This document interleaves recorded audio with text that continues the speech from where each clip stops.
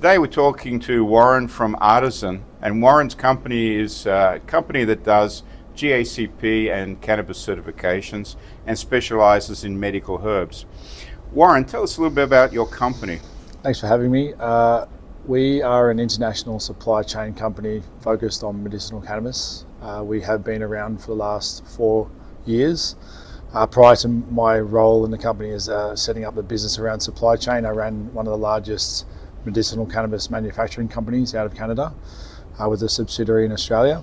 But we focus today on taking companies' material for medicinal cannabis into the medical markets for sale. Great. Yep. Of course, Thailand's now becoming quite famous in Southeast Asia for cannabis of all sorts, and the new legislation is moving Thailand more to medical cannabis. Yep.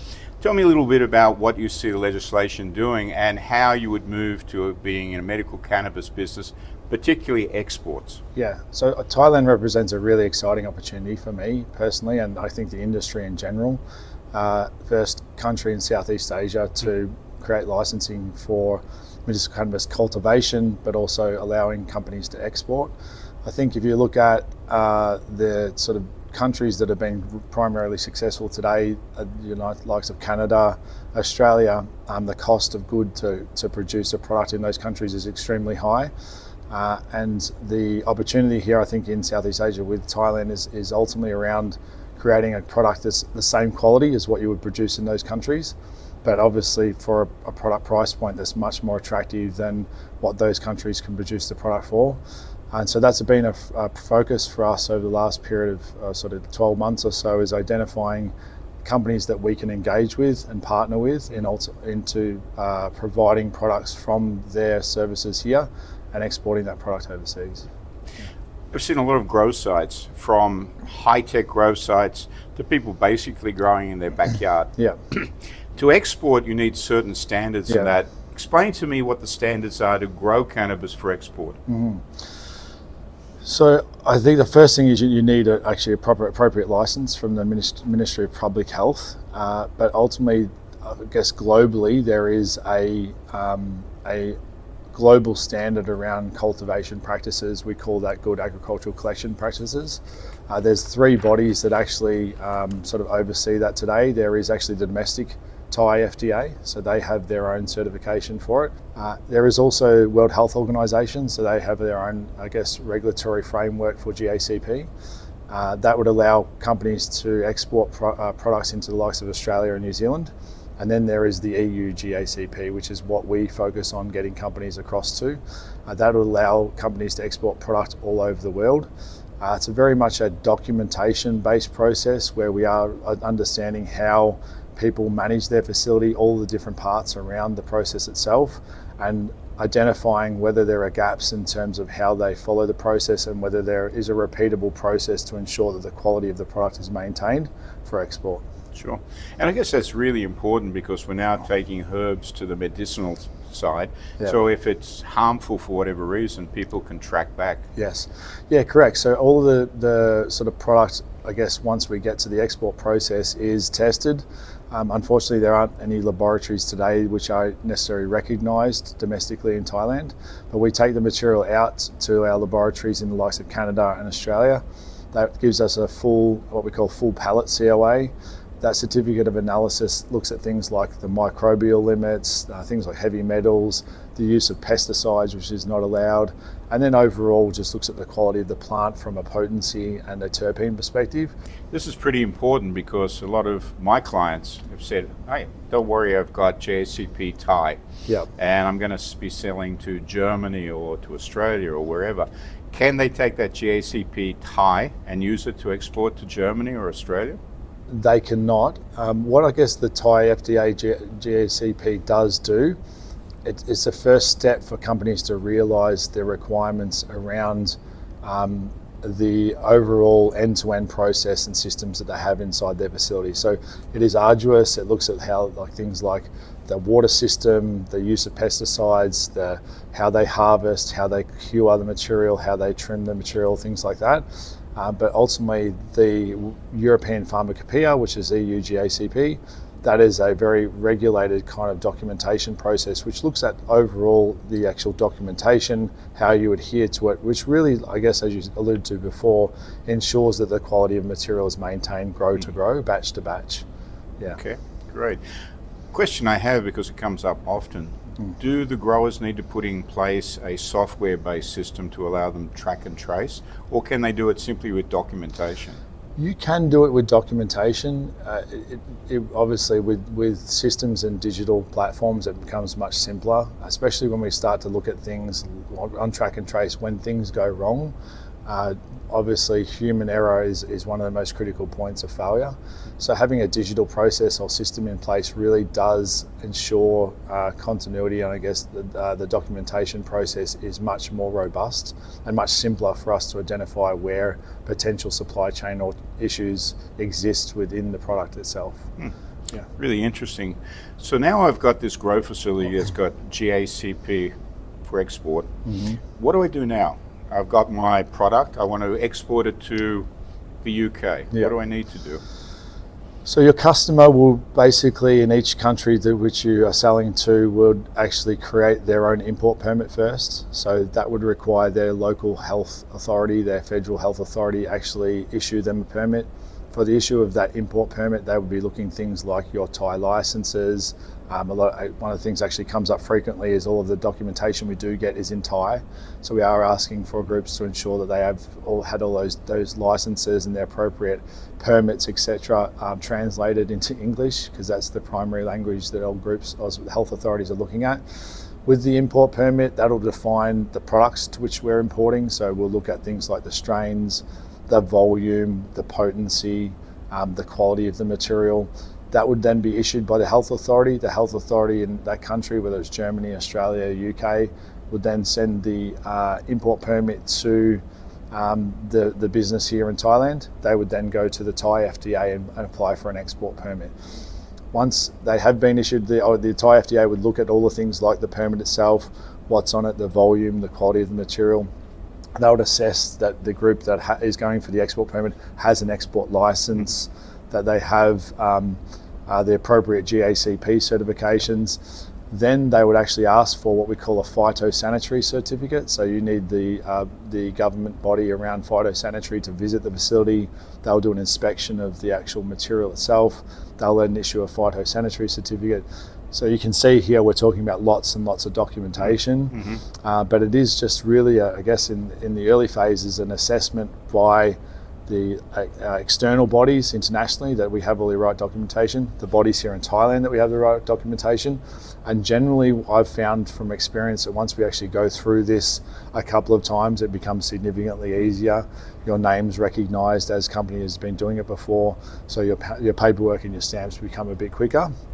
But the process to export it is difficult, I guess, to some extent, and that's why you require sort of the support of a right partner and the right team and the right relationships to do so. But so far, so good. Okay. If someone wanted to come to you and ask for your help, you could help them with this process? Yeah, that's what we do constantly now. So we actually have our own cultivation facility here in Bangkok, but we partner with around half a dozen grows across the landscape of Thailand.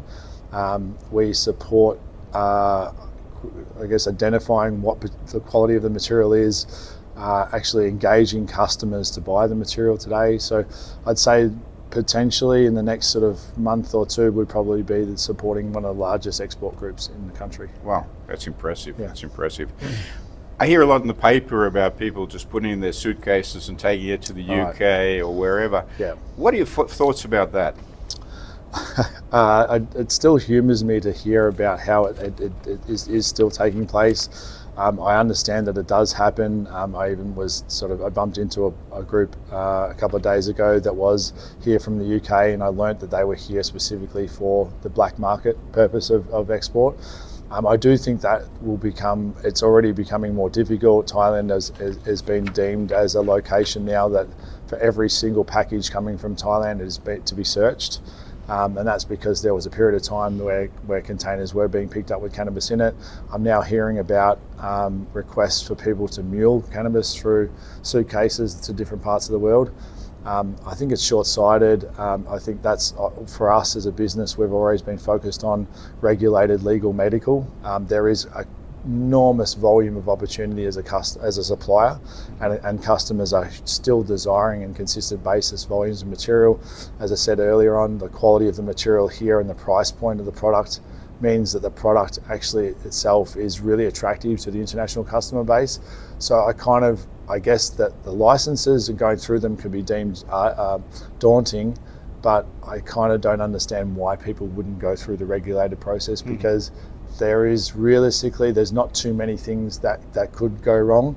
I'd say externally from an international standpoint, and maybe I just ask you this in reverse, there is one of the things that international companies are, I guess, concerned about is the evolution of the regulatory framework that exists here in Thailand. So for those that I think would be listening, would be interested to get your point of view in relation to what you think is happening around the regulatory framework, sure. and will it continue to happen and consistently going forward?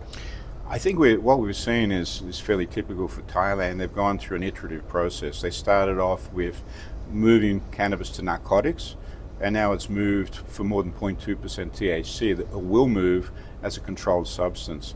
So all we're seeing is the Thai government focusing on the regulatory side to allow people to grow for medical and certified purposes, but putting much more stringent controls on the recreational market. The new draft act itself doesn't talk about recreational cannabis at all. It talks about medical cannabis and the ways you can distribute and use and consume medical cannabis. And it's not like the California situation where you can say, I don't sleep very well, please doctor prescribe to me, and it's done on the spot. It seems to be much more involved as well. So we are seeing some changes. Thailand obviously sees a great deal of benefit in the hemp and cannabis industry. And it's interesting because hemp also is a massive area people can get into, but we talk about cannabis predominantly. But it is evolving, and it does require people to be sensible with what's going to happen. There will no doubt be, in the next few months, a lot more news about it. And I think probably after the tourist season finishes next year, there'll be more of a clampdown by the government, the police, whatever, in unregistered, unlicensed grows and dispensaries. The question I've got for you, Warren, I'm an investor, and I say, wow, the Thai cannabis industry looks really attractive. Is it the right time to get into the industry? Or I've said to my clients, basically look around with people who're struggling and invest with them and improve their facilities. But can you start new? You think it's still possible? I think there's, as you've just alluded to, I think there's more opportunity to take advantage of the existing, I guess you would call them distressed businesses. I think the biggest challenge right now is exactly what we're talking about, is that international customer base, and taking companies from requiring the local domestic industry to be there to help them, as you just rightly said, it's also very seasonal. So as your high season comes along, that creates a very attractive kind of economy for domestic cultivation. And then you've got the groups who are happy to accept some, say, black market channels to get product out to continue to prop up their business, which is not a long-term strategy. So I think that absolutely, if it was me and I'm looking outside of my own personal business in terms of investment, or I would suggest looking at existing companies that have a robust facility, that have poured money into the infrastructure. What I've found is a lot of groups actually have established quite a lot of energy and economy into building state-of-the-art facilities, but then haven't identified how are they going to recognise value in the business by getting their product exported. That's what we've helped with. There's actually quite a number of groups that we're supporting now that have the opportunity to expand and maybe create more economy within the existing facility as well. But they've also then got a tied sales channel to that product, so that it's almost guaranteed outcomes from the industry itself. It's volatile, the industry in general, but as I said at the start or early on in the conversation, I think Thailand represents for me probably one of the strongest international platforms for cannabis and medical side going forward. And I think if I was looking at the industry in general, I wouldn't be looking at investing my money into Canada or Australia or even Germany and the UK for that matter. I'd be looking at where the product's manufactured and cultivated, and I think here is one of the best opportunities globally for it. That's really interesting. thank you for your time today. Appreciate it. I know you're very busy. People who need further information, who want to talk to Warren or his team, we've marked on the video his website and that, so you can contact him. But Warren, thank you so much. Hope you enjoyed it. Appreciate And it. Thank you. hope you spend a lot more time in Thailand. Thank you. Appreciate it. Thanks.